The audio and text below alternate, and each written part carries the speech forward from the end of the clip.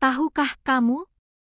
Di channel Sehat 20 Menit, aku akan menjelaskan secara detail jenis, penyebab, gejala dan cara mengobati, supaya kita selalu sehat jasmani dan rohani. Nah, sekarang aku akan menjelaskan mengenai penyakit perut. Yuk kita dengarkan bersama. Perut merupakan salah satu organ vital yang berperan penting dalam sistem pencernaan manusia. Di dalam perut terjadi proses penguraian makanan secara mekanik dan kimiawi sebelum nutrisi diserap oleh usus. Kerusakan, gangguan fungsi, maupun kelainan struktural pada perut dapat menyebabkan berbagai macam penyakit. Penyakit perut sendiri tidak hanya berdampak pada sistem pencernaan, melainkan juga dapat menimbulkan gangguan metabolisme, menurunkan kualitas hidup, bahkan berpotensi mengancam jiwa apabila tidak segera ditangani. A. Jenis penyakit perut. 1. Gastritis. Gastritis merupakan salah satu penyakit perut yang paling banyak ditemukan. Kondisi ini ditandai dengan adanya peradangan pada lapisan mukosa lambung. Gastritis dapat bersifat akut maupun kronis. Gastritis akut biasanya dipicu oleh konsumsi alkohol, makanan pedas, atau obat antiinflamasi nonsteroid (OAINS) dalam dosis tinggi. Sementara itu, gastritis kronis umumnya berhubungan dengan infeksi Helicobacter pylori, bakteri gram negatif yang mampu bertahan hidup dalam lingkungan asam lambung. Secara patofisiologis, gastritis terjadi ketika terjadi ketidakseimbangan antara faktor agresif seperti asam lambung dan pepsin dengan faktor protektif seperti mukus, bikarbonat, dan aliran darah mukosa. Kerusakan pada lapisan pelindung menyebabkan asam dan enzim pencernaan menembus jaringan lambung, memicu inflamasi dan kerusakan sel. Gejala klinis gastritis meliputi nyeri ulu hati, mual, muntah, kembung, hingga penurunan nafsu makan. Jika tidak ditangani, gastritis kronis dapat berkembang menjadi tukak lambung atau bahkan kanker lambung. 2. Tukak lambung, ulkus peptikum. Ulkus peptikum merupakan luka terbuka yang terbentuk pada dinding lambung atau duodenum. Penyakit ini erat kaitannya dengan infeksi H. pylori dan penggunaan OAINS dalam jangka panjang. Faktor risiko lain adalah stres kronis, merokok, serta pola makan yang iritatif. Mekanisme ulkus terjadi ketika sekresi asam lambung berlebihan atau perlindungan mukosa menurun sehingga lapisan jaringan lambung mengalami erosi. Gejala khas ulkus peptikum adalah rasa nyeri atau perih di ulu hati yang muncul saat perut kosong dan berkurang setelah makan. Namun, pada beberapa kasus, nyeri justru meningkat setelah konsumsi makanan tertentu. Penderita juga dapat mengalami mual, muntah, dan perdarahan saluran cerna yang ditandai dengan muntah darah atau tinja berwarna hitam. Komplikasi serius yang dapat terjadi adalah perforasi lambung, yaitu robeknya dinding lambung yang menyebabkan isi lambung masuk ke rongga peritoneum. Kondisi ini bersifat gawat darurat karena dapat mengakibatkan peritonitis dan sepsis. 3. Dispepsia. Dispepsia bukanlah satu penyakit spesifik, melainkan kumpulan gejala berupa ketidaknyamanan pada perut bagian atas. Gejala umum dispepsia meliputi perasaan cepat kenyang, kembung, mual, serta nyeri ulu hati. Dispepsia dapat bersifat organik maupun fungsional. Dispepsia organik memiliki penyebab yang jelas, seperti gastritis, tukak lambung, atau GERD. Sementara itu, dispepsia fungsional tidak menunjukkan kelainan struktural pada pemeriksaan medis, namun gejala tetap muncul akibat gangguan motilitas lambung atau faktor psikologis. Gangguan ini seringkali menurunkan kualitas hidup penderita karena gejala berlangsung kronis dan sulit diobati secara tuntas. Faktor stres, kecemasan, dan depresi berperan besar dalam memperburuk gejala. Penanganan dispepsia memerlukan pendekatan multidisiplin, mencakup perubahan pola makan, terapi farmakologis, serta manajemen psikologis. 4. Gastroesophageal reflux disease, GERD. GERD merupakan penyakit kronis yang ditandai dengan refluks asam lambung ke esofagus akibat kelemahan sfinkter esofagus bawah. Asam lambung yang naik ke kerongkongan menimbulkan sensasi terbakar di dada, heartburn, rasa pahit di mulut, serta regurgitasi cairan asam.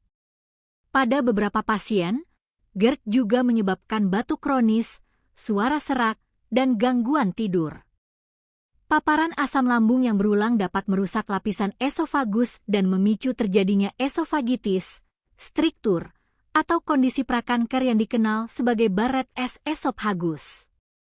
Faktor risiko GERD meliputi obesitas, kebiasaan makan berlebihan, tidur setelah makan, serta konsumsi alkohol, kafein, dan makanan berlemak. Penata laksanaan meliputi modifikasi gaya hidup, penggunaan obat penekan asam lambung, serta pada kasus berat dapat dilakukan intervensi bedah. 5. Kanker lambung. Kanker lambung merupakan salah satu keganasan yang paling mematikan. Penyakit ini terjadi akibat pertumbuhan sel abnormal pada dinding lambung yang bersifat invasif dan dapat menyebar ke organ lain. Faktor risiko utama adalah infeksi H. pylori kronis, pola makan tinggi garam dan makanan awetan, riwayat keluarga dengan kanker lambung, serta gastritis atrofi jangka panjang. Gejala awal kanker lambung sering tidak spesifik, sehingga banyak pasien terdiagnosis pada stadium lanjut. Gejala yang umum meliputi penurunan berat badan tanpa sebab jelas, kehilangan nafsu makan, anemia, dan nyeri perut. Secara histopatologi, sebagian besar kanker lambung berupa adenokarsinoma. Prognosis kanker lambung sangat bergantung pada stadium saat diagnosis ditegakkan. Pada stadium dini, tingkat kesembuhan cukup tinggi, namun pada stadium lanjut angka harapan hidup menurun drastis. 6. Gastroparesis. Gastroparesis adalah kelainan motilitas lambung di mana pengosongan makanan ke usus berlangsung lebih lambat dari normal. Penyebab utama adalah kerusakan saraf vagus akibat diabetes mellitus, pasca operasi lambung, atau gangguan neurologis lain. Gejala yang muncul adalah rasa penuh berkepanjangan setelah makan, mual, muntah makanan yang belum tercerna, dan penurunan berat badan. Keterlambatan pengosongan lambung dapat menyebabkan gangguan kontrol gula darah pada penderita diabetes, meningkatkan risiko hipoglikemia maupun hiperglikemia. Penanganan gastroparesis melibatkan pengaturan pola makan, obat-obatan prokinetik, serta pada kasus berat dapat memerlukan intervensi bedah. 7. Infeksi lambung. Selain H. pylori, lambung dapat mengalami infeksi oleh berbagai mikroorganisme lain. Virus seperti rotavirus dapat menyebabkan gastroenteritis dengan gejala diare, muntah, dan nyeri perut. Pada pasien dengan sistem imun lemah, jamur seperti Candida albicans juga dapat menginfeksi lambung. Infeksi parasit, walaupun lebih jarang, juga dapat menimbulkan gangguan serius pada saluran cerna. Infeksi yang tidak diobati dapat menimbulkan kerusakan mukosa kronis, menurunkan fungsi pencernaan, bahkan meningkatkan risiko keganasan. 8. Hernia hiatus. Hernia hiatus terjadi ketika bagian atas lambung terdorong naik melalui diafragma ke rongga dada. Kondisi ini sering menimbulkan keluhan yang mirip dengan GERD karena melemahkan katup alami antara lambung dan esofagus. Gejala yang muncul meliputi heartburn, regurgitasi, dan rasa nyeri pada dada yang kadang disalahartikan sebagai serangan jantung. Faktor risiko meliputi obesitas, usia lanjut, serta peningkatan tekanan intraabdomen seperti pada kehamilan atau batuk kronis. B. Penyebab penyakit perut. 1. Infeksi mikroorganisme. Penyebab infeksius merupakan salah satu faktor paling dominan dalam penyakit perut. Infeksi bakteri, virus, jamur, maupun parasit dapat mengganggu keseimbangan fisiologis perut dan menimbulkan berbagai gejala klinis.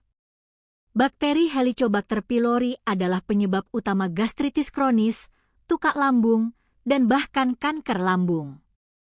Bakteri ini mampu bertahan hidup dalam lingkungan asam dengan cara menghasilkan enzim urease yang mengubah urea menjadi amonia, sehingga menciptakan lingkungan lebih basah di sekitarnya. Infeksi H. pylori merangsang peradangan kronis dan kerusakan mukosa, yang dalam jangka panjang dapat menyebabkan metaplasia usus serta transformasi ganas. Prevalensi infeksi ini sangat tinggi di negara berkembang akibat kebersihan makanan dan air yang kurang memadai. Selain bakteri, virus juga berperan. Rotavirus dan norovirus dapat menginfeksi lambung dan usus, menyebabkan gastroenteritis akut dengan gejala diare, mual, muntah, dan kram perut. Virus sitomegalovirus sering menyerang pasien dengan sistem imun lemah, menimbulkan ulserasi pada mukosa lambung. Infeksi jamur jarang terjadi pada individu sehat, namun dapat menyerang pasien dengan imunosupresi. Candida albicans merupakan jamur oportunistik yang mampu mengkolonisasi saluran cerna dan menimbulkan infeksi lambung. Parasit seperti Giardia lamblia dan Entamoeba histolytica lebih sering menginfeksi usus, namun dapat pula menimbulkan keluhan pada lambung melalui mekanisme inflamasi sistemik. 2. Pola makan dan kebiasaan konsumsi. Pola makan merupakan faktor penting yang sering diabaikan, padahal berperan besar dalam memicu penyakit perut. Konsumsi makanan pedas, berlemak, berminyak, dan tinggi garam dapat meningkatkan sekresi asam lambung sekaligus merusak lapisan pelindung mukosa. Makanan awetan yang mengandung nitrit dan nitrat diketahui meningkatkan risiko kanker lambung karena dapat berubah menjadi senyawa karsinogenik nitrosamin di dalam tubuh. Kebiasaan makan yang tidak teratur, seperti sering melewatkan waktu makan, makan terlalu cepat, atau makan dalam porsi besar menjelang tidur, juga memicu berbagai keluhan pencernaan. Pola ini mengganggu ritme fisiologi sekresi asam lambung dan gerakan peristaltik, sehingga memudahkan terjadinya refluks maupun iritasi mukosa. Alkohol merupakan faktor agresif utama. Konsumsi alkohol dalam jumlah berlebihan dapat melarutkan mukus pelindung lambung, meningkatkan permeabilitas mukosa, dan merangsang sekresi asam. Akibatnya, terjadi kerusakan sel epitel dan peradangan. Tidak hanya itu, alkohol juga memperburuk infeksi H. pylori dan mempercepat terjadinya ulserasi. Kafein dan minuman bersoda memiliki efek meningkatkan sekresi asam lambung dan menurunkan tonus sphinkter esofagus bawah. Kondisi ini memudahkan terjadinya refluks asam yang menjadi dasar penyakit GERD. 3. Penggunaan obat-obatan. Obat-obatan tertentu, terutama kelompok antiinflamasi non-steroid, OAINS, seperti aspirin, ibuprofen, dan naproxen, diketahui sebagai penyebab utama tukak lambung. OAINS bekerja dengan cara menghambat enzim siklooksigenase, COX, sehingga mengurangi produksi prostaglandin. Padahal, prostaglandin memiliki peran protektif terhadap mukosa lambung, yaitu dengan merangsang produksi mukus dan bikarbonat serta menjaga aliran darah mukosa. Kekurangan prostaglandin menyebabkan mukosa lebih rentan terhadap asam dan pepsin, sehingga mudah mengalami erosi dan ulserasi.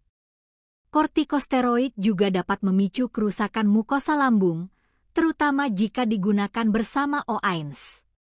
Obat-obatan lain seperti bifosfonat, kalium klorida, dan beberapa antibiotik juga berpotensi mengiritasi lambung. Penyalahgunaan obat pencahar dapat menyebabkan gangguan motilitas lambung yang berujung pada dispepsia kronis. 4. Faktor psikologis dan stres. Hubungan antara sistem saraf pusat dan saluran cerna sangat erat, dikenal dengan istilah good brain axis. Stres psikologis dapat meningkatkan produksi asam lambung, memperlambat pengosongan lambung, serta memicu kontraksi otot perut yang tidak terkoordinasi. Semua hal ini berkontribusi terhadap timbulnya gejala gastritis, dispepsia, maupun GERD. Stres kronis juga meningkatkan produksi hormon kortisol yang memiliki efek menurunkan daya tahan mukosa terhadap kerusakan. Penderita gangguan kecemasan dan depresi sering melaporkan keluhan nyeri ulu hati, kembung, dan rasa tidak nyaman pada perut. Faktor ini menunjukkan bahwa kesehatan mental memiliki pengaruh langsung terhadap kesehatan saluran cerna. 5. Faktor genetik dan herediter.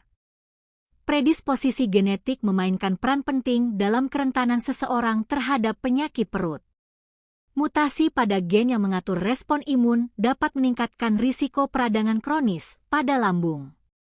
Riwayat keluarga dengan kanker lambung merupakan salah satu faktor risiko kuat terjadinya penyakit serupa pada keturunan.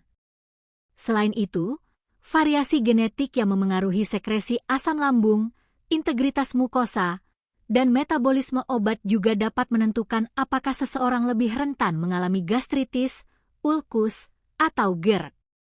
Misalnya, polimorfisme gen interleukin tertentu diketahui meningkatkan kerentanan terhadap infeksi H. pylori dan memperparah inflamasi yang ditimbulkannya. 6. Kondisi medis lain. Beberapa penyakit sistemik dapat memengaruhi fungsi lambung. Diabetes mellitus sering menimbulkan komplikasi berupa gastroparesis akibat kerusakan saraf vagus yang mengatur motilitas lambung.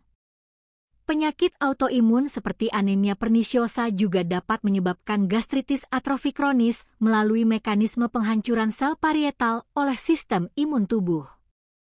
Penyakit hati kronis, gagal ginjal, dan penyakit tiroid juga diketahui memengaruhi sekresi asam lambung maupun fungsi motilitas, sehingga memicu keluhan dispepsia. Pasien dengan riwayat operasi pada lambung atau esofagus berisiko mengalami perubahan anatomi yang berakibat pada refluks maupun obstruksi. 7. Gaya hidup tidak sehat. Selain pola makan, gaya hidup secara umum turut menentukan kesehatan perut. Merokok merupakan faktor risiko utama karena nikotin merangsang produksi asam lambung sekaligus menurunkan kemampuan mukosa untuk beregenerasi. Perokok kronis memiliki risiko lebih tinggi terhadap tukak lambung dan kanker lambung. Kurang aktivitas fisik dapat memperburuk gejala refluks dan dispepsia. Aktivitas fisik berperan dalam memperlancar motilitas saluran cerna. Sedangkan kebiasaan tidur setelah makan akan meningkatkan risiko refluks asam karena posisi horizontal mempermudah isi lambung naik ke esofagus. Kelebihan berat badan atau obesitas meningkatkan tekanan intraabdomen yang mendorong terjadinya GERD dan hernia hiatus. Obesitas juga berkaitan dengan peningkatan inflamasi sistemik yang dapat memperburuk kondisi mukosa lambung. 8. Faktor lingkungan. Lingkungan berperan penting dalam epidemiologi penyakit perut. Kualitas air dan sanitasi memengaruhi penyebaran H. pylori maupun mikroorganisme lain penyebab infeksi lambung. Pola makan masyarakat yang banyak mengonsumsi makanan asin, diasap, dan diawetkan berkaitan erat dengan tingginya angka kanker lambung di beberapa negara Asia. Paparan zat kimia tertentu di lingkungan kerja, seperti debu batu bara, logam berat, atau bahan kimia industri juga dikaitkan dengan peningkatan risiko kanker lambung. Sementara itu, akses yang terbatas terhadap layanan kesehatan menyebabkan keterlambatan diagnosis, sehingga penyakit perut lebih sering ditemukan pada stadium lanjut. Pengobatan penyakit perut. Secara umum, pengobatan penyakit perut mengikuti prinsip 1. Menghilangkan penyebab, misalnya eradikasi Helicobacter pylori pada gastritis dan tukak lambung. 2. Mengurangi faktor agresif, menekan produksi asam lambung agar mukosa lebih terlindungi. 3. Meningkatkan faktor protektif, memperkuat mukus dan aliran darah mukosa. 4. Mengendalikan gejala, agar pasien dapat beraktivitas normal. 5. Mencegah komplikasi, misalnya perdarahan, perforasi, atau keganasan. 6. Meningkatkan kualitas hidup melalui perbaikan pola makan, gaya hidup, dan kondisi psikologis. 2. Terapi farmakologis. A. Antasida. Antasida bekerja dengan cara menetralkan asam lambung secara langsung. Obat ini memberikan efek cepat dalam mengurangi gejala seperti nyeri ulu hati dan rasa terbakar di dada.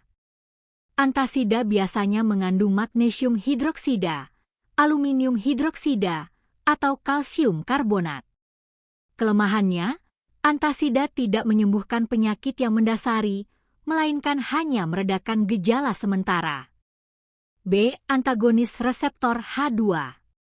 Obat golongan ini, seperti ranitidin, famotidin, dan nizatidin, bekerja dengan menghambat reseptor histamin 2 pada sel parietal lambung, sehingga sekresi asam lambung berkurang.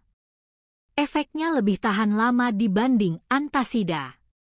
Namun, beberapa obat seperti ranitidin telah ditarik dari pasaran di banyak negara karena isu keamanan. C. Inhibitor pompa proton, PPI. PPI seperti omeprazol, lansoprazol, pantoprazol, dan esomeprazol merupakan terapi lini utama untuk gastritis, tukar lambung, dan GERD. PPI bekerja dengan menghambat enzim HO-KOATPase pada sel parietal, sehingga sekresi asam lambung ditekan secara maksimal. Penggunaan jangka panjang PPI perlu diawasi karena dapat meningkatkan risiko infeksi usus, defisiensi vitamin B12, dan osteoporosis. D. Antibiotik. Pada kasus infeksi H. pylori, eradikasi bakteri ini sangat penting. Regimen terapi standar melibatkan kombinasi 2 antibiotik, misalnya clarithromycin dan amoxicillin atau metronidazole, dengan 1 PPI, diberikan selama 10-14 hari. Terapi ini dikenal sebagai triple terapi. Jika gagal, digunakan quadruple terapi dengan tambahan bismut subsalisilat. E. Obat prokinetik. Obat prokinetik seperti metoclopramid, domperidon, dan cisaprid digunakan untuk mengatasi gangguan motilitas lambung seperti dispepsia fungsional dan gastroparesis. Mekanisme kerjanya adalah meningkatkan kontraksi otot lambung dan mempercepat pengosongan makanan. Efek samping obat ini antara lain gangguan neurologis seperti tremor atau aritmia pada penggunaan jangka panjang. F. Sitoprotektif. Obat pelindung mukosa lambung, seperti sukralfat dan misoprostol, berfungsi memperkuat lapisan pelindung lambung. Sukralfat membentuk lapisan gel yang menempel pada ulkus, melindungi dari asam lambung. Sementara itu, misoprostol adalah analog prostaglandin yang merangsang produksi mukus dan bikarbonat. G. Terapi simptomatik lain. Antiemetik digunakan untuk mengatasi mual dan muntah. Obat analgesik non-OAINS dipakai untuk mengatasi nyeri. Pada pasien dengan kanker lambung, terapi tambahan berupa kemoterapi, radioterapi, atau imunoterapi dapat diberikan sesuai stadium penyakit. 3. Perubahan pola makan dan nutrisi. Pengaturan diet merupakan bagian penting dari pengobatan penyakit perut. Beberapa prinsip utama antara lain: 1. Menghindari makanan pedas, asam, berlemak, dan berminyak yang dapat merangsang sekresi asam. 2. Membatasi konsumsi alkohol, kopi, dan minuman bersoda. 3. Makan dengan porsi kecil namun lebih sering, sehingga beban lambung lebih ringan. 4. Mengunyah makanan secara perlahan agar proses pencernaan lebih efisien. 5. Mengonsumsi makanan tinggi serat larut untuk membantu fungsi pencernaan, tetapi tidak berlebihan agar tidak memicu kembung. 6. Pada pasien gastroparesis, dianjurkan konsumsi makanan lunak, rendah lemak, dan rendah serat. Kecukupan nutrisi juga sangat penting pada pasien kanker lambung. Terapi nutrisi entral maupun parenteral dapat diberikan apabila pasien tidak mampu memenuhi kebutuhan gizi melalui makanan biasa. 4. Modifikasi gaya hidup. Perubahan gaya hidup terbukti efektif dalam mengurangi gejala dan mencegah kekambuhan penyakit perut. Beberapa langkah yang disarankan antara lain. 1. Berhenti merokok, karena nikotin meningkatkan sekresi asam dan merusak mukosa. 2. Mengurangi berat badan pada pasien obesitas untuk menurunkan risiko GERD dan hernia hiatus. 3. Menghindari berbaring setelah makan, sebaiknya menunggu 2-3 jam sebelum tidur. 4. Meninggikan posisi kepala saat tidur untuk mencegah refluks asam. 5. Mengurangi stres melalui relaksasi, meditasi, olahraga, atau konseling psikologis. 5. Terapi psikologis. Karena hubungan antara otak dan saluran cerna sangat erat, pendekatan psikologis juga dibutuhkan. Pasien dengan dispepsia fungsional, misalnya, sering merespons baik terhadap terapi kognitif perilaku. Obat antidepresan dosis rendah, seperti amitriptilin, kadang digunakan untuk mengurangi kepekaan saraf lambung. Manajemen stres terbukti dapat memperbaiki gejala pencernaan. Oleh karena itu, intervensi psikososial harus menjadi bagian integral dari pengobatan penyakit perut, terutama pada pasien dengan keluhan kronis tanpa penyebab organik jelas. 6. Tindakan endoskopi dan bedah. Pada kasus yang tidak merespons terapi medis, tindakan invasif mungkin diperlukan. 1. Endoskopi dapat dilakukan untuk menghentikan perdarahan tukak lambung melalui koagulasi atau penyuntikan obat.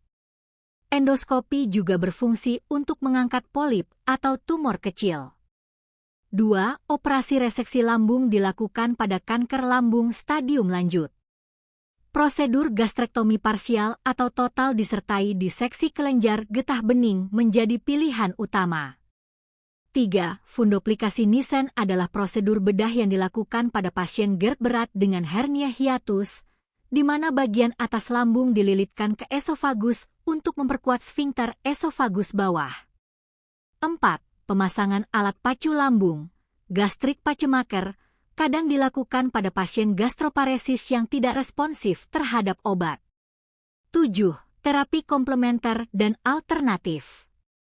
Beberapa terapi alternatif sering digunakan oleh masyarakat, seperti herbal, akupuntur, atau suplemen probiotik. Probiotik terbukti bermanfaat dalam menurunkan kolonisasi H. pylori dan memperbaiki keseimbangan mikrobiota usus. Tanaman herbal seperti kunyit, jahe, dan licorice memiliki efek antiinflamasi dan pelindung mukosa, meskipun bukti ilmiahnya masih terbatas. Penting ditekankan bahwa terapi alternatif sebaiknya digunakan sebagai pelengkap, bukan pengganti terapi medis utama. Konsultasi dengan tenaga medis tetap diperlukan untuk memastikan keamanan dan efektivitas. Nah, kita sudah belajar dan mendengarkan mengenai jenis, gejala, dan cara menangani mengenai penyakit tenggorokan. Dari cerita tersebut, kita dapat mengambil pembelajaran. 1. Penyakit perut mencakup berbagai kondisi yang berhubungan dengan peradangan, ulserasi, gangguan motilitas, refluks, infeksi, hingga keganasan. Sebagian besar penyakit ini memiliki faktor risiko yang dapat dimodifikasi, seperti pola makan, gaya hidup, serta kebiasaan penggunaan obat-obatan tertentu. Dengan memahami patofisiologi dan gejala dari masing-masing penyakit perut, diharapkan masyarakat maupun tenaga medis dapat melakukan pencegahan, deteksi dini, serta penatalaksanaan secara tepat. 2. Pencegahan merupakan langkah terbaik untuk mengurangi beban penyakit perut, antara lain dengan menerapkan pola makan sehat, menghindari konsumsi alkohol dan rokok, membatasi penggunaan obat iritatif seperti OAINS, serta melakukan pemeriksaan medis secara berkala. Edukasi kesehatan perlu diperluas agar masyarakat memahami gejala awal penyakit perut dan segera mencari pertolongan medis sebelum penyakit berkembang lebih parah. 3. Pengobatan penyakit perut merupakan tantangan klinis yang memerlukan pendekatan multidisiplin. Strategi terapi harus disesuaikan dengan penyebab, tingkat keparahan, dan kondisi pasien secara keseluruhan. Terapi farmakologis, terutama PPI dan antibiotik untuk eradikasi H. pylori, tetap menjadi tulang punggung pengobatan. Namun, perubahan pola makan, modifikasi gaya hidup, serta manajemen stres memiliki peran sama pentingnya dalam mencapai keberhasilan jangka panjang. Terima kasih sudah menonton. Semoga video ini bermanfaat. Jangan lupa support channel ini dengan like, komen, dan subscribe agar kita bisa terus berbagi pengetahuan bersama.